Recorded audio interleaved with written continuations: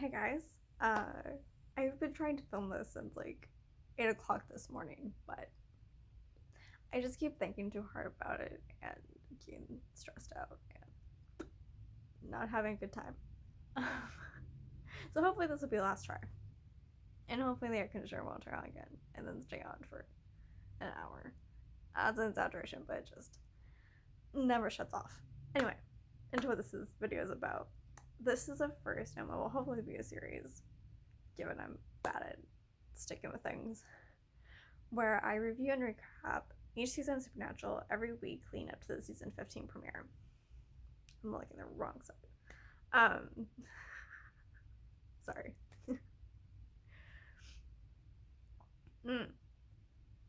The regular upload schedule should be Thursdays, but I got a little bit of a late start, so we're here on Friday. I have notes here with me, and unlock it. So I was moving one of the bags that my cats play with. Where's the... Okay. That's it. Alright. So we should probably start with a summary of what happens in season 1.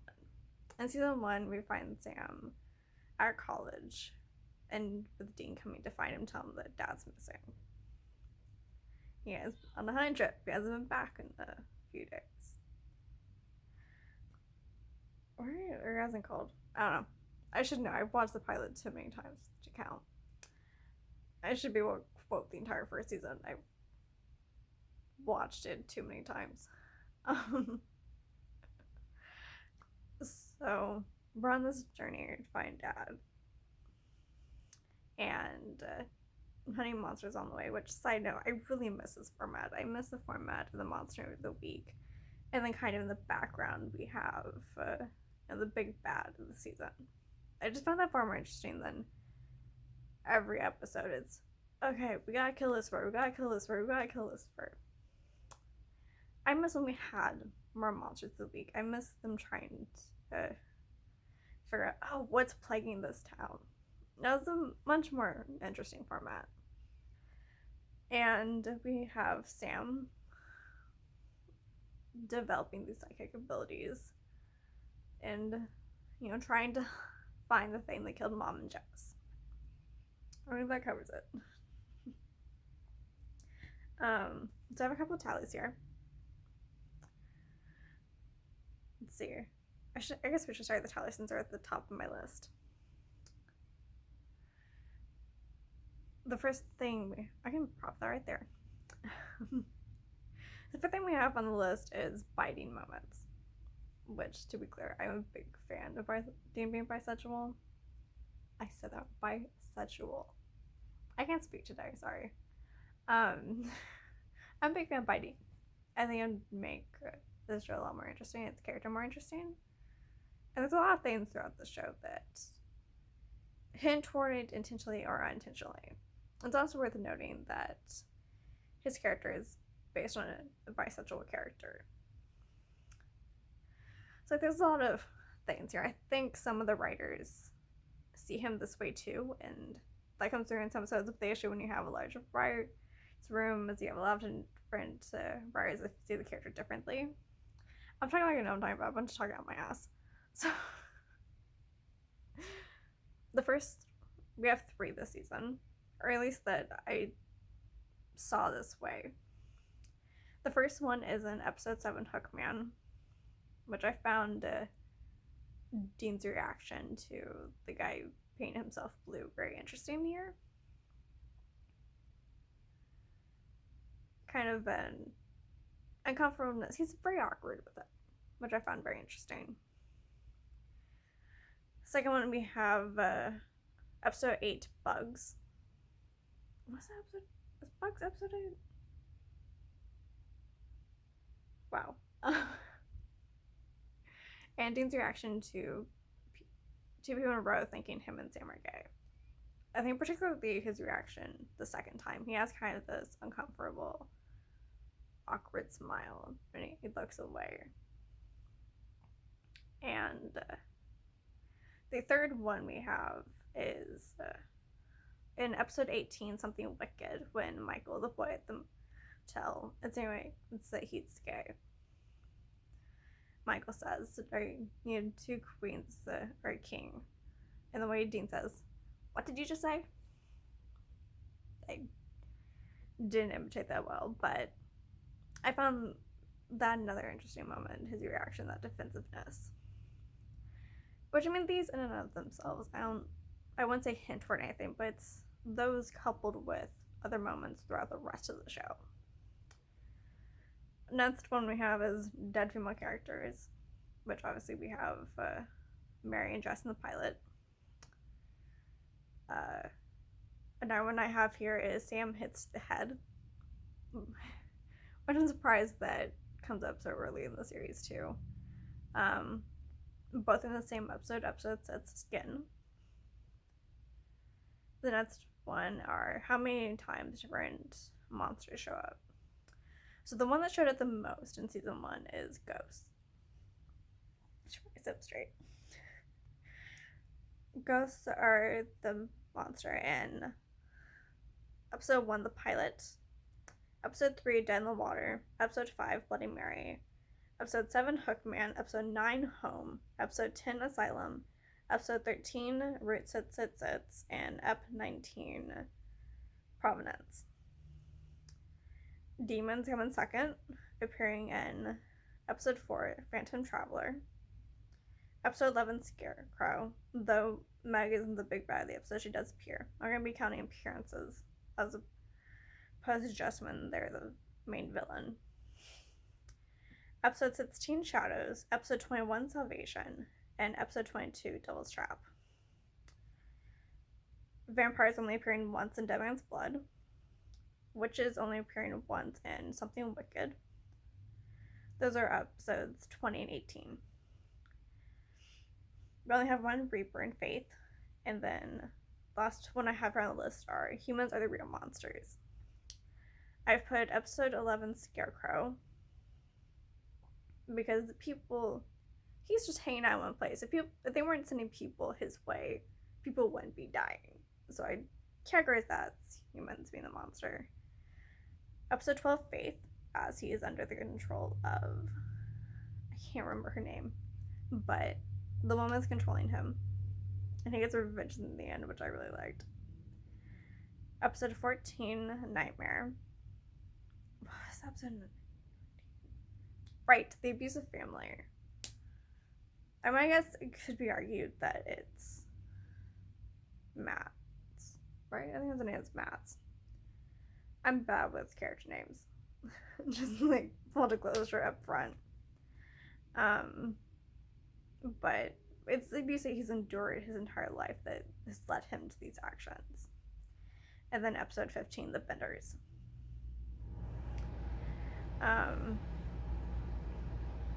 The AC, but we're just gonna keep on moving. I have a couple of episodes I've chosen for best episode, and of course these are my opinion. Other people out there might disagree. I think my favorite episode of season 1 is probably Dead in the Water. Which is only the 3rd episode, which is interesting. I love the way that Dean interacts with Lucas, and that shot of them coming out of the bar is just so iconic. And the way the dad in the end sacrifices himself, I think is another beautiful. I just think it's a very good episode. I think Lucas is a fantastic character. I think that the actor who plays him did a fantastic job. I just think it's a very interesting episode.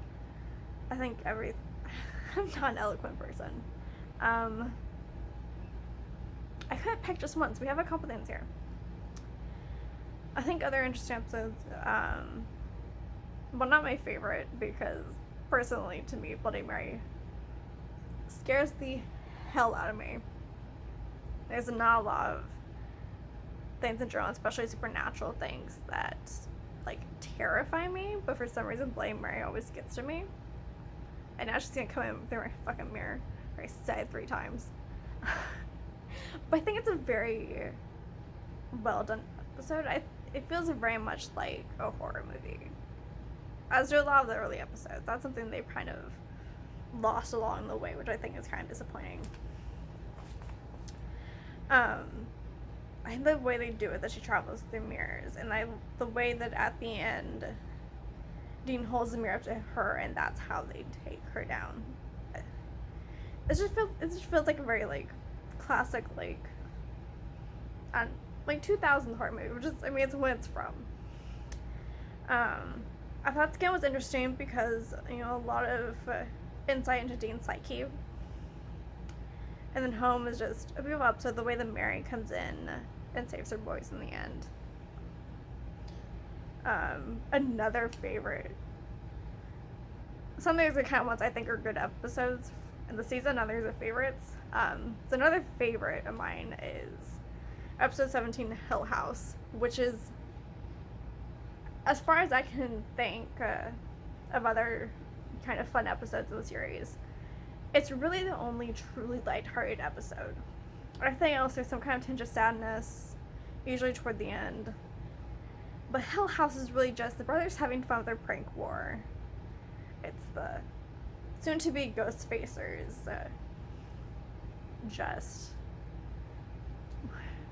sorry. It's soon-to-be ghost facers. And the ghost facers are always fun, of course. And the way it's a fake monster, I think, is really interesting. It's a really fun episode. It's a really fun episode. I also think it's interesting how it takes place in Jensen's hometown. Like, he was born in Dallas, but he was raised in Richardson. The things I remember, because I was obsessed with this series when I was like 13, and I learned everything I could about the actors. Maybe a little creepy, don't know. I still love the show, but not the same way that I did when I was in my early teens. And the last episode I have on this list is another one of my favorites from the season. Is Providence, rather. It's just a great, you got the creepy painting, you got the creepy killer little girl who's played by Jodelle Ferland, who I think is who's always fantastic when playing creepy children. She also was in Silent Hill as a little girl, and she's also in, I can't remember the name, I think it's called Case 39, I think it's the name, which isn't a supernatural one, that's more of a thriller, but she's just always great as a creepy little kid. So I have to adjust.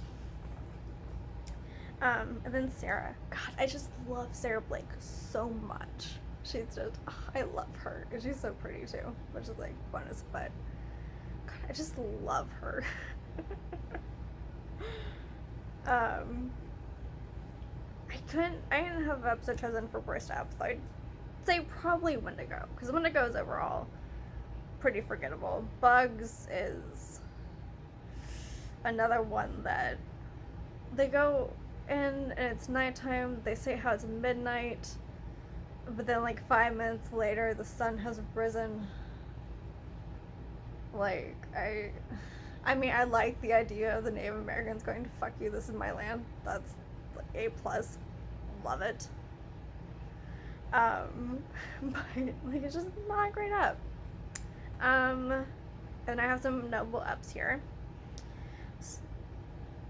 So with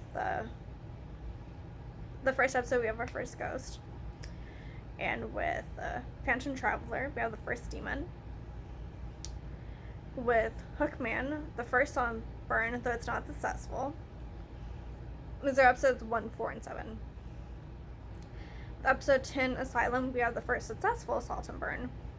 And also, as like a side note, I liked that, as opposed to a lot of times in the horror genre, the mental patients, that's not the right way to word them, but anyways, the patients at the asylum, they're not bad. They're just trying to warn everyone about the doctor, who's the real villain, which I find really interesting, because that's not something you come across a lot in the genre. A lot of it's like, ooh, scary, crazy people, which is not fun. That's not a good trope, and that's one that needs to die. I also liked how when Sam's like, do you think you know how to use a shotgun? The guy's like freaking out, like, no. And the girl's just like, I know how to, and she takes it and she cocks it. She's like, but I took my skeet shooting as a kid. I loved her. That was great. And then episode 11, which was, I didn't put the name of it. I think that was Scarecrow. I can't find. I think it was Scarecrow. We had the first appearance of Meg, and the first time the brothers part ways in the series. And then in episode 12, Faith, the first appearance of a Reaper. And then on to characters. I shouldn't be looking down so much, sorry, but with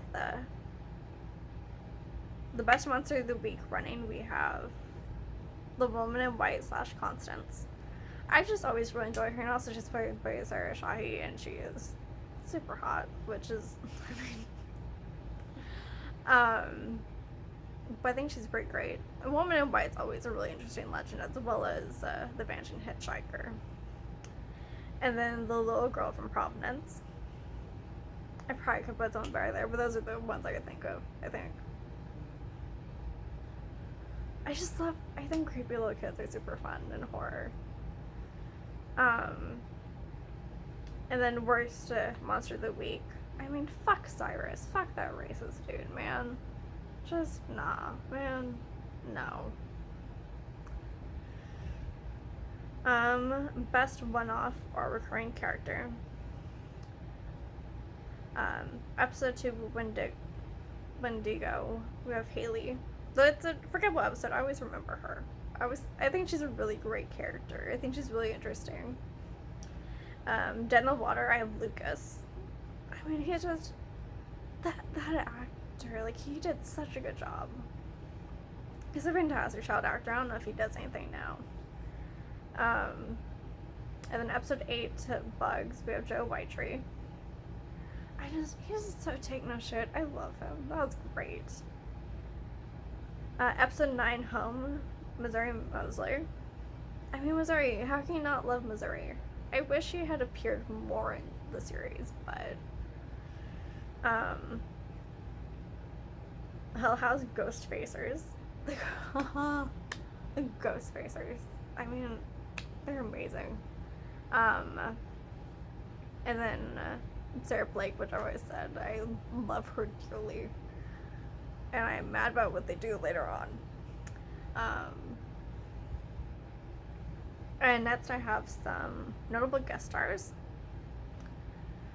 These are people that either are later become well known or that appear later, again, play another character in the series. So first one I have Sarah Shahi, which I don't know that how notable she is for anybody else, but I love her and everything. It's just so pretty. In episode 2, Wendigo, we have Corey Monteith. I have Jamie Ray Newman on here, but I think it's more someone that I just noticed in things. She was in Phantom Traveler. Okay, so in episode 5, Bloody Mary, we have Helen Simmons, who is in Final Destination 3, Tucker and Dale vs. Evil, which Final Destination 3 is probably my favorite series, but that's a whole unrelated thing. Tucker and Dale vs. Evil is a fantastic horror comedy that I highly recommend, and a bit of a cult classic. And then we also have, and then she's also in, I can't remember the name of it, but there is this Lifetime movie about Thomas Kincaid with Jerry Padalecki, and she was in it too. And then episode 8, Bugs, we have Tyler Johnston. It's a T there, so I think it's Johnston, who later plays Sam Mandrill. He's also in Letterkenny, which I highly recommend. That's a great show. It's on Hulu. Episode 14, Nightmare, we have Beth Broderick and Zelda. Sabrina, Teenage Witch with Melissa Joan Hart, for people who were into that. I loved it as a kid, still do. Um, episode 15, I don't know what episode that was. I think that's the Benders. But the little girl Missy there plays Dean's daughter Emma in, I think it was season 7. And then episode 18, Something Wicked, Erica Carroll, who plays the young mother on the bench, later plays Hannah. And then I have Jodelle Ferland here, who is the little girl from Silent Hill. I'll try and go through the notes real fast because we're already way too long here, and this is gonna take forever to upload. For one thing, like they're so young. And Jared's like my age at the beginning of the series. I'm 22. Which is crazy to me that he's the same age at the beginning of the series as I am now. This was kind of wild to me. I had the misinformation, which I've already said.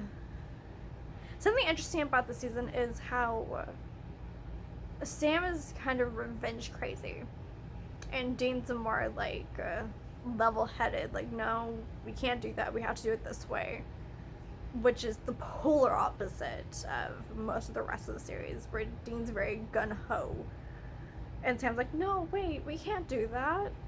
You know, we have to do it this way. We have to wait. Don't do that. That's dangerous. You know, don't sacrifice yourself. And whereas this season, it's the other way around. Another thing interesting is how the demon smoke has changed. How in the first episode where demons appear, it's the mist in the eyes. And you see the later iteration of the demon smoke, even later in the same season. Though I am a little bit confused by the demonic possession in, I think it's the last one, Devil's Trap. Like, you don't see it go in the eyes, it doesn't come in the mouth, it just kind of appears in the veins. I'm curious what was going on there. And something interesting with episode 4. Sorry, I had a notification. Something interesting in episode 4, Phantom Traveler, is that the demon's just interested in kind of chaos, it would seem. Whereas it seems that with every other episode where a demon appears, it's part of a bigger plan. Like, even the episode with Meg, it's part of a bigger plan, the yellow-eyed demon trying to get them. And everything else is part of a bigger thing. But with Phantom Traveler, there's no bigger plan, it's just chaos, which I found really interesting. In that same episode, Dean complains about wearing a suit, calling it a monkey suit.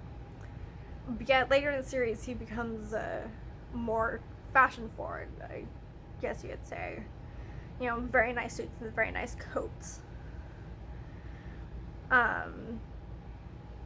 Which is kind of a shedding of the toxic masculinity he was raised with, which is an interesting theme throughout the series of him kind of letting go of that hyper-masculine macho man, and letting himself enjoy things that aren't typically seen as masculine and manly.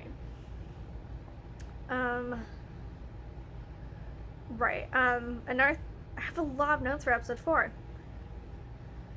You know, common theme in the series is Dean always referring to himself as being stupid, you know, saying just, oh, you know, I just have a GED and everything, but yet he made, what says in detector? He made an EMF detector out of an old Walkman, which I'd say is very impressive.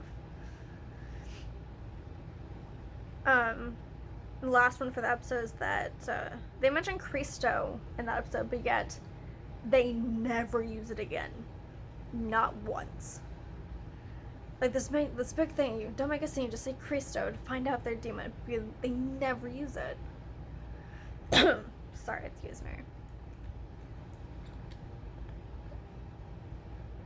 I also miss them playing a lot of the classic rock like they did in the early seasons, and I don't understand why they stopped that, and I wish they would bring it back. I mean, they still play music, but not as much as they used to, which was such a core part of the show, which is pretty disappointing. I keep asking they lean over.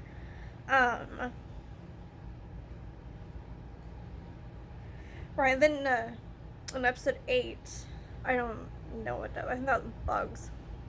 Yes, Bugs. Dean mentions watching Oprah, which is the first mention of the show of him enjoying something that isn't typically enjoyed by men. Not something that there is anything wrong with it, but it's just that first hint of him enjoying something that isn't hyper masculine. Which I didn't realize there was that was expressed that early in the series. I only have a few more to go. I know this video is getting long and I only have 15% battery left on my phone. Gotta get through this. Excuse me. In episode 9, why are there no shelves in the fridge? Why is Chad in the fridge to drink juice? That makes no sense at all to me. And also they make a point of showing it lock, but then when she goes to open it, it's unlocked. What is up with that?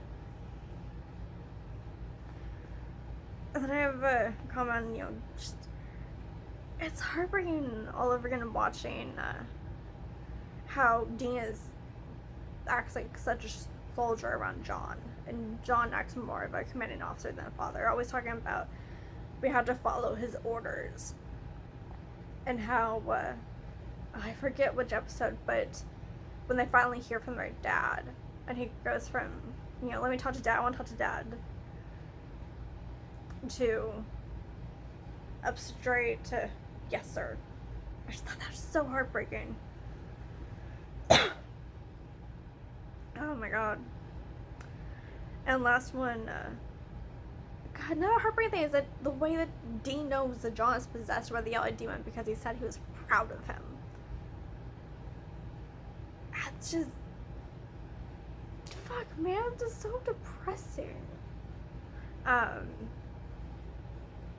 the last of my notes, and this is too long already, so also, I can't think of anything else to add, so hopefully you come back and join me for the rest of the series. And I'll have my links to social media down below. I'll have my Twitter, my Instagram, and my Tumblr.